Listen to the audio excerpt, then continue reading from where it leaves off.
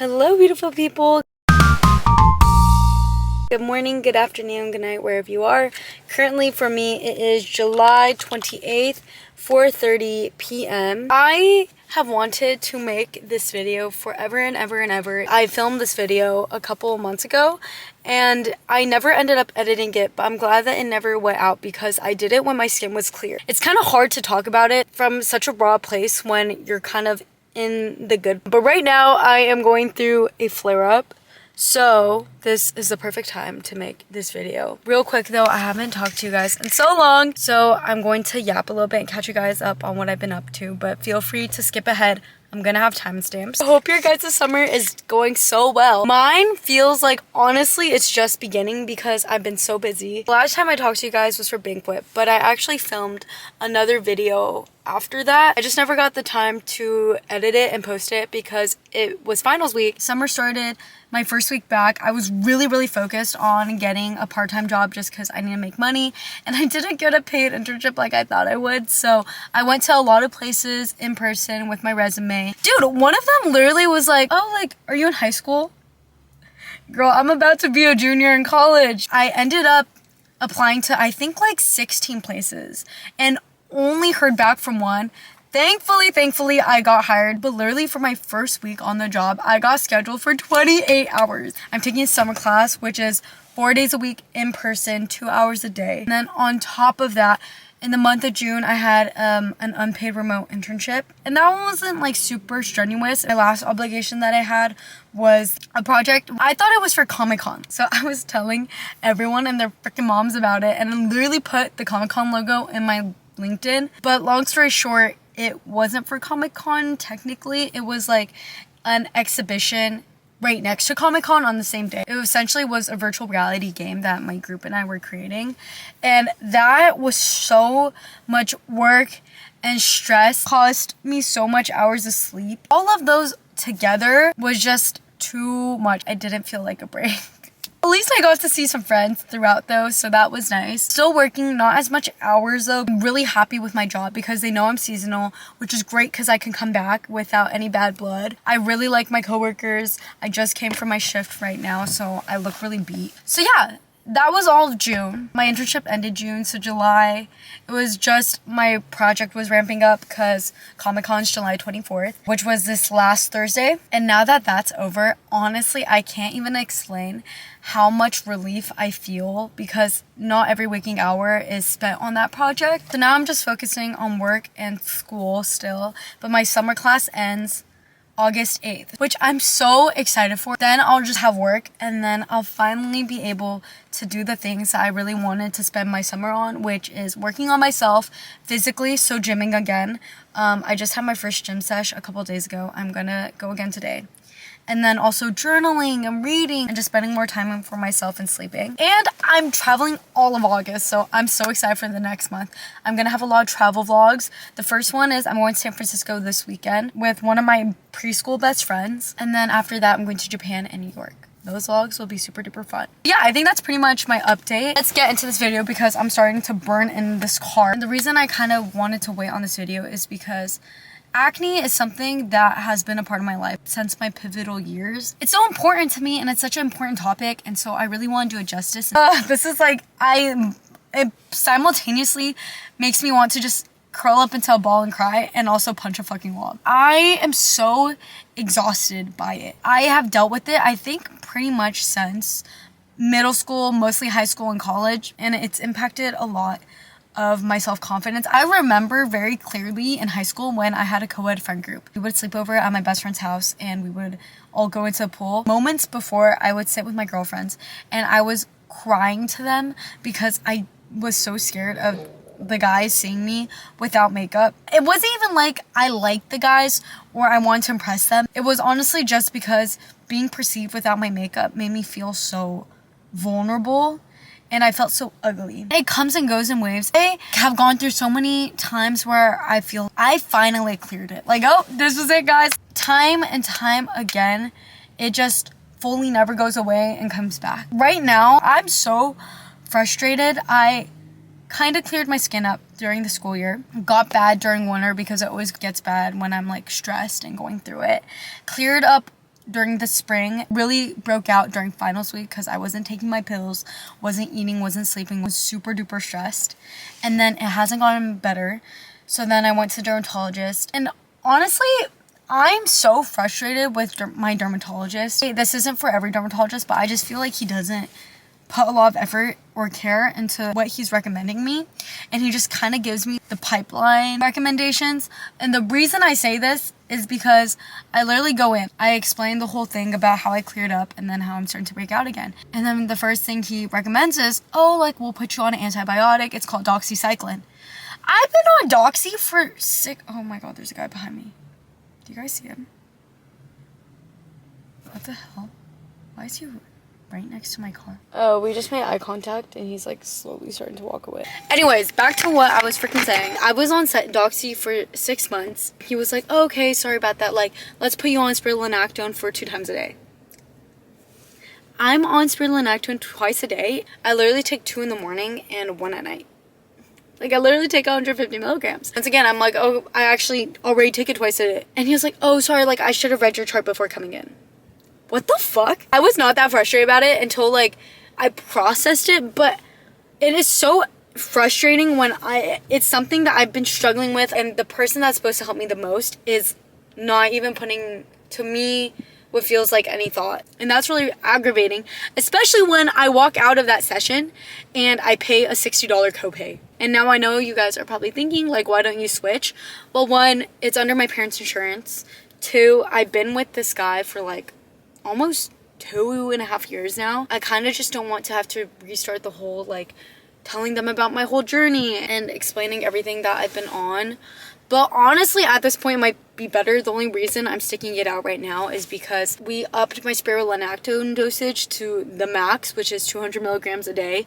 And so I'm just going to wait it out and see if that works. And if it doesn't, I'm switching dermatologists. Like, he was really nice and seemed really hopeful in the beginning, but it's been 2.5 years and I haven't fully cleared it. So yeah, I've dealt with a lot of frustrations about dermatologists not working. I've tried everything under the sun. All the pills, doxyspironolactone, azelaic acid, how do you pronounce that? Don't know. Tretinoin, I've been up to 0.1. Because guys, I've been dealing with this for so long. I've tried peels, I've tried masks. Nothing just seems to work. And it's frustrating when it works for other people and it can't seem to work for me. A huge reason why I want to rant about this and make this video is because it's nice to feel like you're not alone in your frustrations, because I'm always the friend in any friend group who has the worst skin, and no matter who I cry to about it, they can't fully understand. My friends are the sweetest people and I love them, and they're always like, oh, I understand, I get it, I just broke out.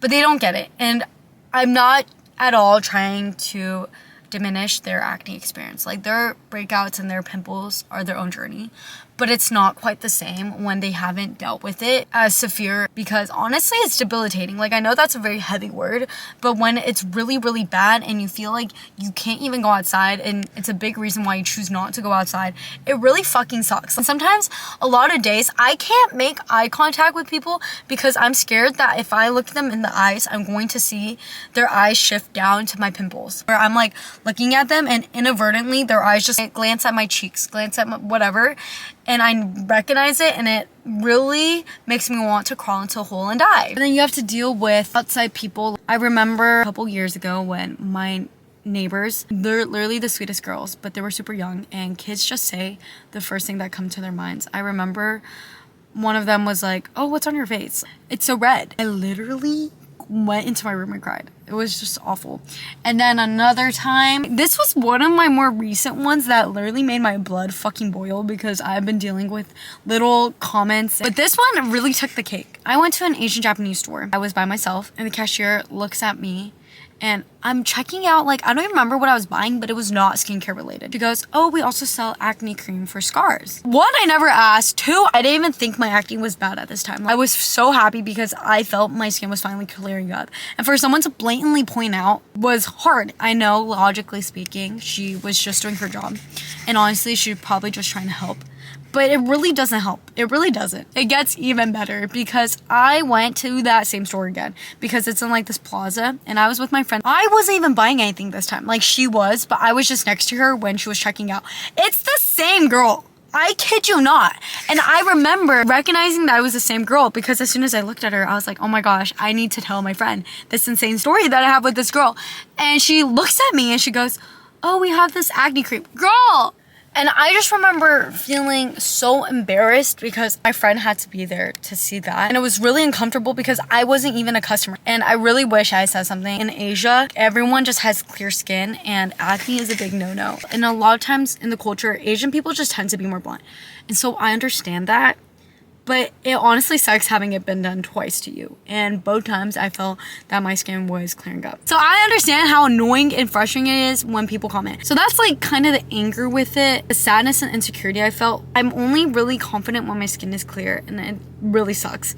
Because most of the time my skin is not clear. So most of the time I'm not fully 100% confident. It's the worst when I have to take pictures. Anytime I have to do flash, and I just hate seeing it. I try to avoid mirrors. All day today, I did not look at a single mirror until now. I just didn't want it to ruin my whole entire day. Ignorance is bliss. It's all you can ever think about.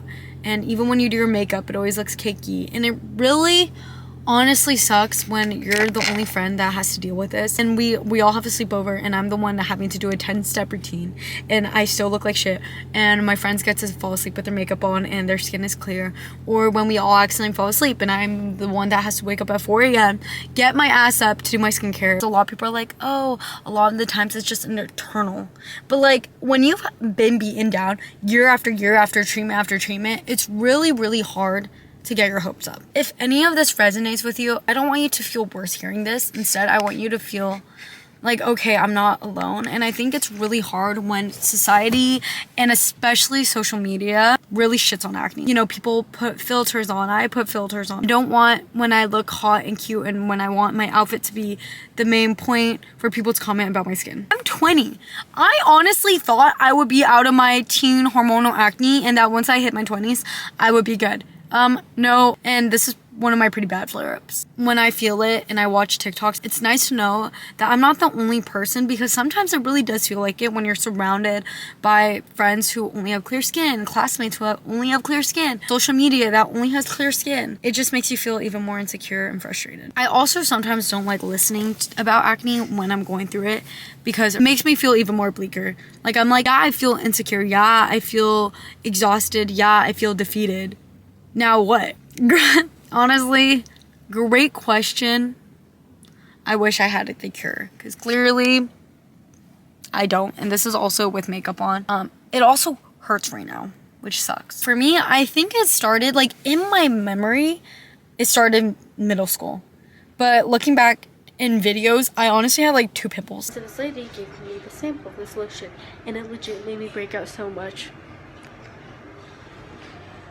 Not good. I don't even know what I was on, but I just remember being so insecure about it. So that's why you can't really diminish anybody else's acne journey, even if they have like 3 pimples. And unless it's not for pick-me purposes and they truly do feel insecure about it, it's valid. Because I remember when I had 2 pimples in middle school and I was freaking the fuck out. And now look at me. And then going into high school, I had COVID sophomore year. I don't know what the hell it was, what was in the air, but my skin cleared up. Crazy. I had glass skin.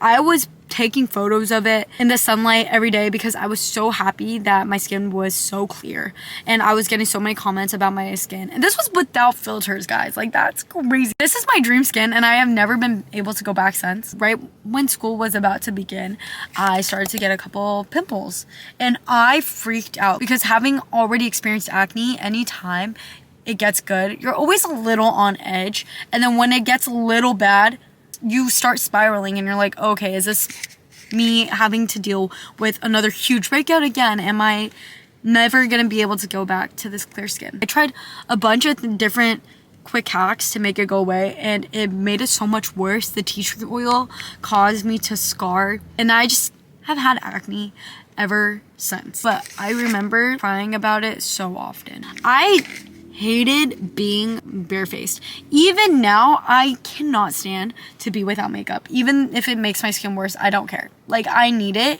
And I know everyone's like, oh, well, you know, it's a vicious cycle. Like, if you put makeup on, it's gonna make your acne worse. And then when your acne is worse, you put more makeup on.